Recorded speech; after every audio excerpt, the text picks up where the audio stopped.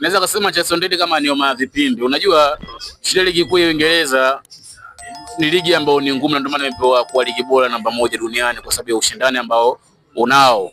Japokuwa kwa michezo ya kimataifa imekuwa ni ligi ya kawaida, lakini pia tukumbuke ndani ya race hizi Manchester United anaonekana kwamba anashindana timu ambazo kwenye Champions League zinafanya vizuri. Lakini pia tukumbuke Manchester kwenye game kubwa huwa anafanya maajabu. Tuangalie game iliyopita na Arsenal, aliweza kupata matokeo ya ushindi. Umeona na kidogo amesogea kutoka kwenye nafasi ya kupa kwenye nafasi ya juu yake.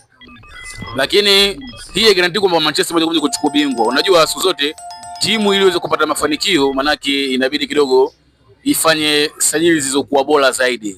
Tuangalie kikosi cha Manchester, bado ni kikosi ambacho ni cha kawaida, sio kwamba kikosi unaweza kulinganisha labda kikosi kama na cha Arsenal au cha Liverpool ama cha Manchester City au cha Spurs. Bado utaona kwamba timu zilizotaja zina vikosi bora kuliko cha Manchester United, kwa sababu ngani na Manchester unataja mchezaji ambaye ni bora, tunataja ni Bruno Fernandes, lakini wengine ni wachezaji wazuri lakini ni wa kawaida ambao sidhani kama wana uwezo mkubwa sana kufikisha Manchester United kwenye mbio za ubingwa, tofauti na Manchester zile ambazo zilizopita za kipendekeza kina Wayne Rooney, kina Cristiano Ronaldo, kina Neyix, kina Kostovs na wengine wengi.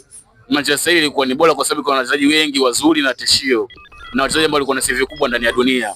Lakini kwa Manchester hii sidhani kwa sababu ya wana kikosi cha kawaida.